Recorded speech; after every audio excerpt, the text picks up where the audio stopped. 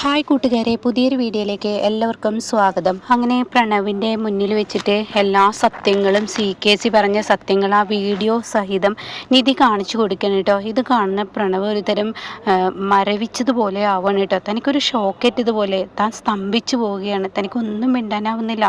താൻ ആകെ ഒരുമാതിരി കത്തിക്കരിഞ്ഞതുപോലെ ആയിരിക്കുകയാണ് കേട്ടോ. ഇതേ സമയം നിധിയാണെങ്കിലോ സി എന്ന ഈ കാളകൂട വിഷയത്തെ എന്തായാലും ഇനി അറസ്റ്റ് ചെയ്ത് പോയേ പറ്റുള്ളൂ.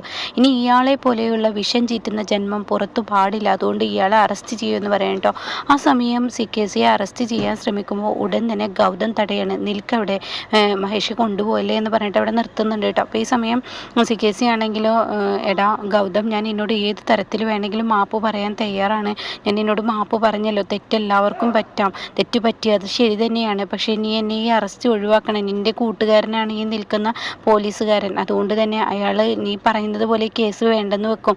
അപ്പോൾ അതുകൊണ്ട് നീ എന്നോട് ക്ഷമിക്കണം എന്നൊക്കെ പറയുമ്പോൾ ഉടൻ തന്നെ തൻ്റെ കൂട്ടുകാരൻ മഹേഷ് അയാളോട് പറയണേ, അതെ, ഇനി എന്താ ചെയ്യേണ്ടതെന്ന് വെച്ചാൽ എന്നെ ഇവൻ വിലങ്ങി വെച്ച് കൊണ്ടുപോകാൻ പറഞ്ഞതുപോലെ ഇവനെ ഈ ആളുകൾക്ക് മുന്നിൽ വെച്ചിട്ട് ഈ സിയെ വിലങ്ങ് വെച്ച് കൊണ്ടുപോകണം.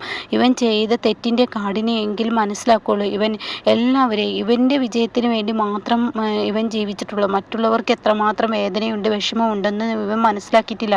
ഇതുപോലെ ഒരു സാഹചര്യം, ചെയ്യാത്ത തെറ്റിൻ്റെ പേരിൽ എൻ്റെ അനിയനെ ഞാൻ കൊണ്ടുപോയി എന്ന് പറഞ്ഞിട്ട്, ഞാനാണ് തട്ടിക്കൊണ്ടുപോയി എന്ന് പറഞ്ഞിട്ട് എന്നെ പോലീസിൽ അറസ്റ്റ് ചെയ്യിപ്പിച്ചിട്ട് എന്നെ ഇതുപോലെ വിലങ്ങ് വെച്ച് പോകുമ്പോൾ അന്ന് ഞാൻ അനുഭവിച്ച വേദന ഇയാൾ അറിയട്ടെ എന്ന് പറയും കേട്ടോ. ആ സമയമാണെങ്കിലോ ജ്യോതിർമയ ഇങ്ങനെ പൊട്ടി പൊട്ടി കരയുന്നുണ്ട് കേട്ടോ.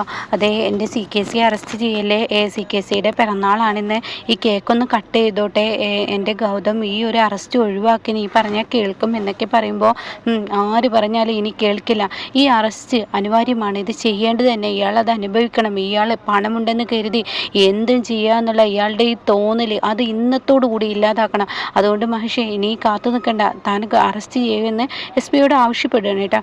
അങ്ങനെ സിയുടെ രണ്ട് കൈയിലും വിലങ്ങ് വെച്ച് സി വലിച്ചഴിച്ച് കൊണ്ടുപോകുന്നത് പോലെ കൊണ്ടുപോകുമ്പോൾ ജ്യോതിർമയി സി എന്ന് പറഞ്ഞ് കരയുന്നുണ്ട് കേട്ടോ. അപ്പോൾ ശിവാനിയും ചെല്ലുന്നുണ്ട്. അങ്ങനെ രണ്ടുപേരും ഇങ്ങനെ കരയാണ്. ഇതേ സമയം നിന്നോടുന്ന ഇളകാതെ തന്നെ പ്രണവ് നിൽക്കുകയാണ്. പ്രണവിൻ്റെ ആ നിൽപ്പ് കാണുമ്പോൾ ഈശ്വര, ഞങ്ങളുടെ പ്രണവിനെ തിരികെ കിട്ടിയല്ലോ എന്ന ആശ്വാസത്തോടു കൂടിയാണ് കേട്ടോ ഗൗതം നിൽക്കുന്നത്.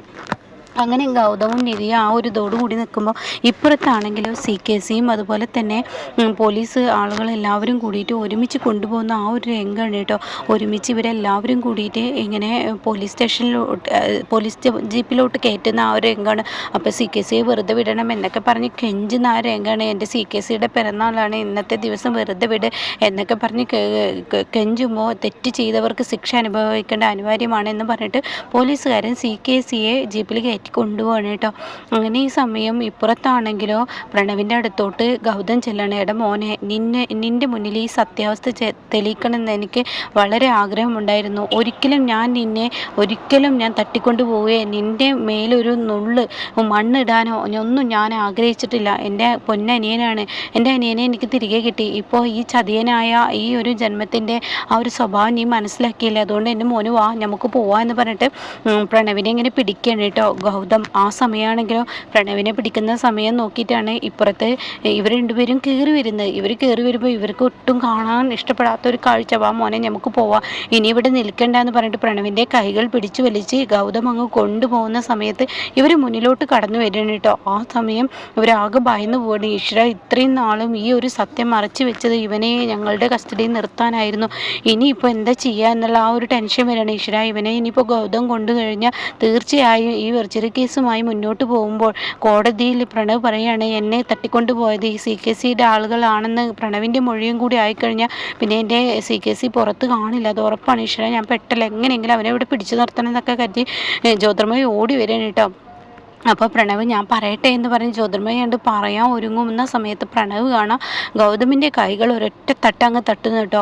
എന്നിട്ട് ചോദിക്കുകയാണ്, ഞാൻ എങ്ങോട്ടാണ് വരേണ്ടത്, ഞാൻ ആരുടെ വീട്ടിലോട്ടാണ് വരേണ്ടതെന്ന് ചോദിക്കുകയാണ് കേട്ടോ. ആ സമയം പ്രണവ്, നീ എന്താടാ പറയുന്നത്, നിൻ്റെ വീടല്ലടാ അത്, നീ വായോ എന്ന് പറയുമ്പോൾ ആരുടെ വീട്, എൻ്റെ വീടാണത്, നിങ്ങൾക്കൊരു വീടില്ല, നിങ്ങൾക്ക് ആ വീട് ഇനി ഒരിക്കലും ഇല്ല. നിങ്ങൾ എന്ന് പെരുവഴിയിലോട്ട് ഇറങ്ങുന്നോ അന്ന് തന്നെ ഞാൻ എൻ്റെ വീട്ടിലോട്ട് തിരികെ വരുള്ളൂ. നിങ്ങളൊരു അനാഥയാണ്, നിങ്ങൾക്കൊരിക്കലും വീടില്ല എന്ന് പറയുന്നത് കേട്ടോ. ഇത് കേൾക്കുന്നതിനോട് കൂടി എന്താടാ നീ ഇങ്ങനെ പറയുന്നത്?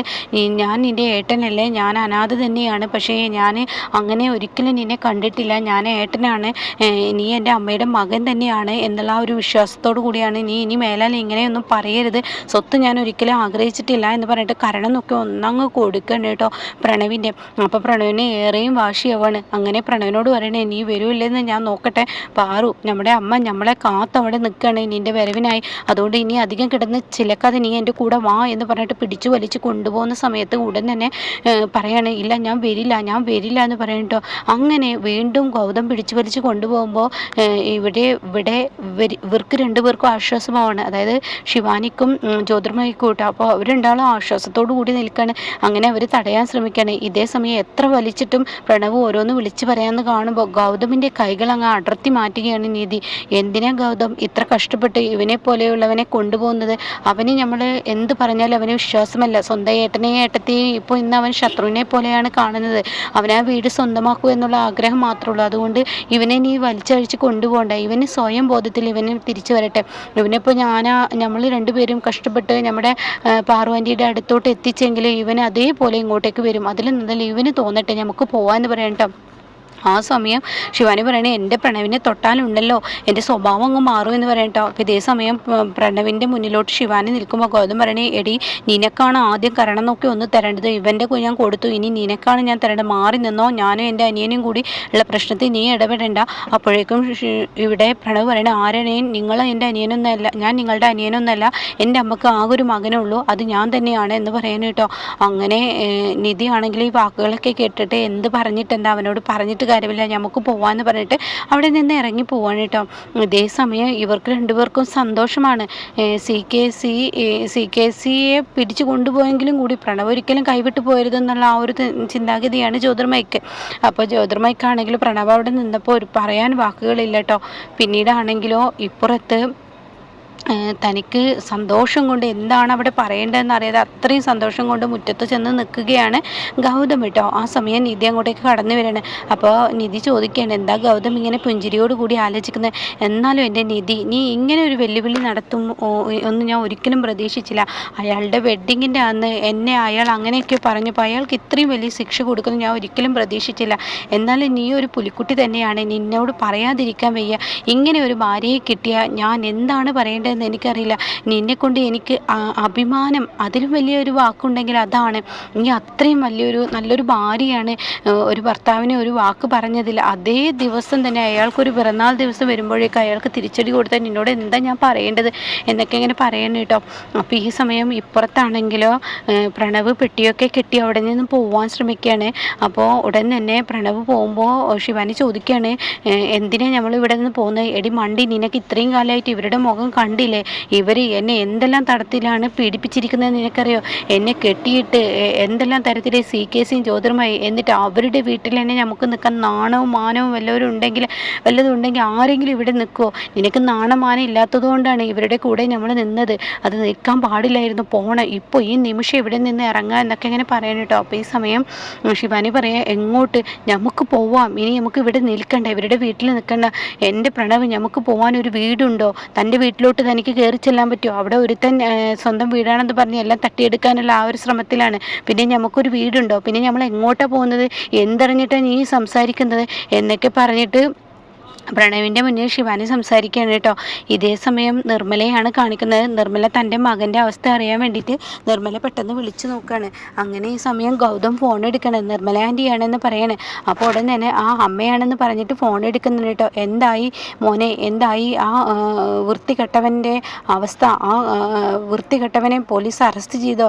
അവന് നിധി ശിക്ഷ കൊടുത്തോ? നിന്നോട് മാപ്പ് പറഞ്ഞോ എന്നൊക്കെ പറഞ്ഞ് നിർത്താതെ ഇങ്ങനെ പറയുമ്പോൾ ഉടൻ തന്നെ നിധിയുടെ ഫോണിലോട്ടാട്ടോ വിളിക്കുന്നത്. അപ്പം നിധി പറയണേ, എന്തായാലും ഞാനൊരു കാര്യം ചെയ്യാം, തൽക്കാലം ഞാനിപ്പോൾ ഈ ഫോണ് ഗൗതമിൻ്റെ അടുത്ത് കൊടുക്കാം, ഗൗതം പറയുമെന്ന് പറയട്ടോ. അങ്ങനെ ഗൗതം പറയണേ, എൻ്റെ അമ്മേ, എൻ്റെ നിർമ്മലാമ്മേ, ഇങ്ങനെ ഒരു വെല്ലുവിളി ഒരാളും തന്നെ നടത്തില്ല.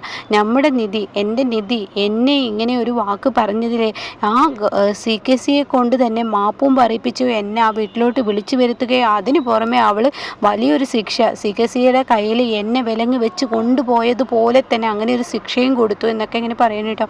അങ്ങനെ ഈ സമയം ഈ വാക്കുകളൊക്കെ കേൾക്കുമ്പോൾ നിർമ്മലയ്ക്ക് പറയാൻ വാക്കുകളില്ല. എന്തായാലും എനിക്ക് വലിയ സന്തോഷമായി. എൻ്റെ മോളെ, എൻ്റെ മകനെ തന്തയില്ലാത്തവൻ എന്ന് വിളിച്ച ആ ചെറ്റയെ നീ അങ്ങനെയൊക്കെ ചെയ്തല്ലോ, അത് വലിയ സന്തോഷം തന്നെ എന്നൊക്കെ ഇങ്ങനെ പറയുന്നുണ്ട് കേട്ടോ. അപ്പോൾ ഇങ്ങനെയൊക്കെയുള്ളൊരു എപ്പിസോഡാണ് ഇനി അടുത്തത് വരാനിരിക്കുന്നത്.